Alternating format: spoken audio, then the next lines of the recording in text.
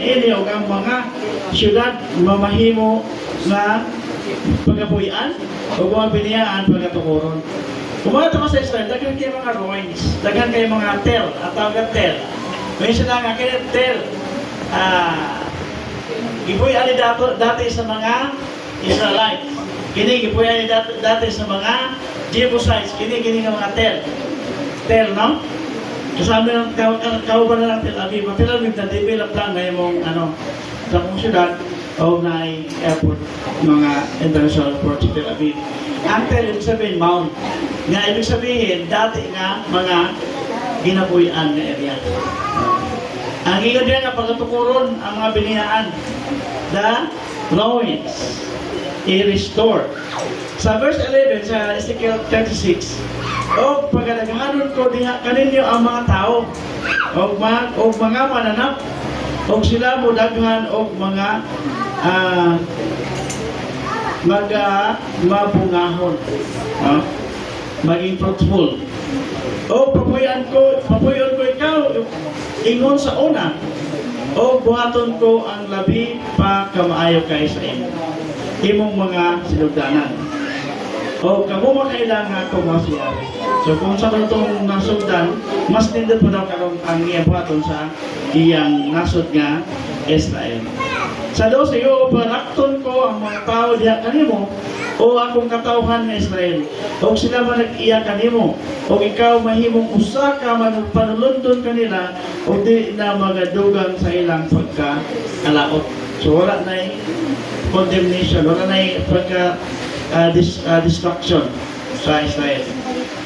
Tapos na ito sa 23 sa Ezekiel, mga kapitulo 36, chapter 36. O pagkabalaan ko ang akong halangdon nga ngalan nga gipasipadaan sa tayo sa mga nasod. Nga inyong gipasipadaan sa tayo sa mga nasod, ang mga nasod makailang ako mo si Yahweh. Magaingon si Yahweh sa diha nga ako gibalaan diha kanimo og ilang mga mata.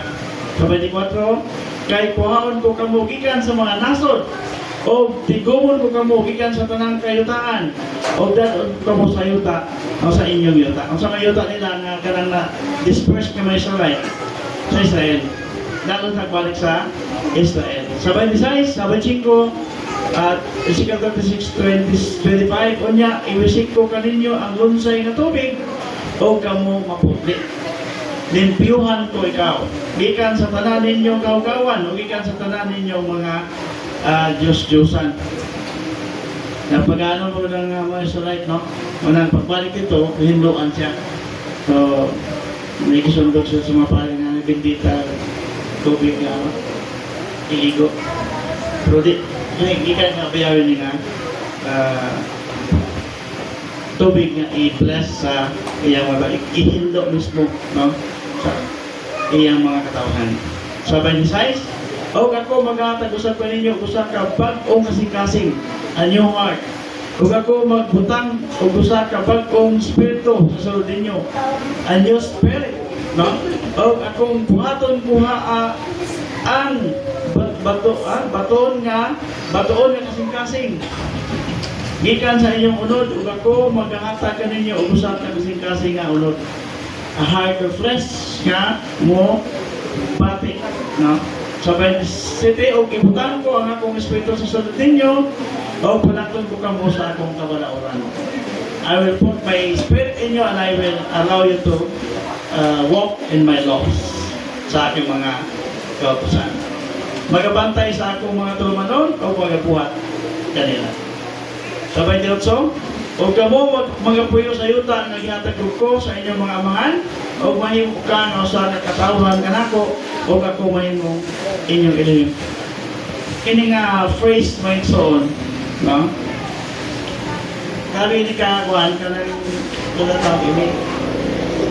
Bilisan kayo ba? Kay imagine, no? Siya mismo ka-offer sa tuwa. He offered himself to be our Elohim. At ang alpera kanito pa, kaya iyatang ang kunon nga iyang katawhan, no? Ginaangkon ka ang iyang katawhan.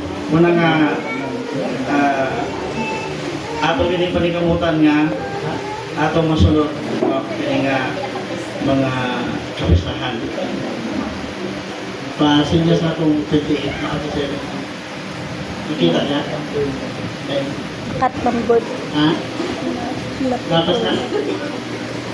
Okay, kung lapas na, I will have to stop na. So, pang last na ito mga verse na basahon mo sa kini sa Jeremiah 16:14. Busa na karon ang mga adlaw moabot na, magaingon si Yahweh nga dili na pagaingnon. No, ingon sa Elohim nga buhi nga nagdala sa mga anak sa Israel gikan sa yuta sa Egypto. So, lagi siya plano nga iyang i-balik, no, i-gather, i-harvest niya ang iyang katawan. Gikan sa tibok na sa yuta. So, sama sa iyang pagkuha sa Israel, gikan sa Egypto. So, I do believe there is a second Exodus. No. Nagi kaduha nga Exodus, nga moagi ka po sa Jordan. Dito mag-backdoor sa Tel Aviv. Manang presya week sa karon may ison nga nanon kitay kanang gitawag ko kanang baseline sa Jordan. Mga nang mountain up sila. Nga daghan nila kanto dito. Parang yung pagkatana, may nakutana nila doon nga magpadala ba ka ito ni Biyawi Blessing sila? Nga katong narito, yung si doon, you're here. Ang saya, ang sarap pakinggan eh. You're here. So, nandito ka na. Dato pa, i-confirm nila doon nga possible kita nga maka-uban o maka-add sa kanya. Ay, mawala itong panggandoy nga mapilong tata sa itawag na first fruits of the first fruits nga maka-add sa wilderness of sila. Dilitanan dito wato, kaya na nga sa Matthew 24 nga kung nahin mo ingon nga Misaya na sa wilderness, o na lang itumbok ng wilderness o ng Jordan, o ka na sila, ayaw ganito.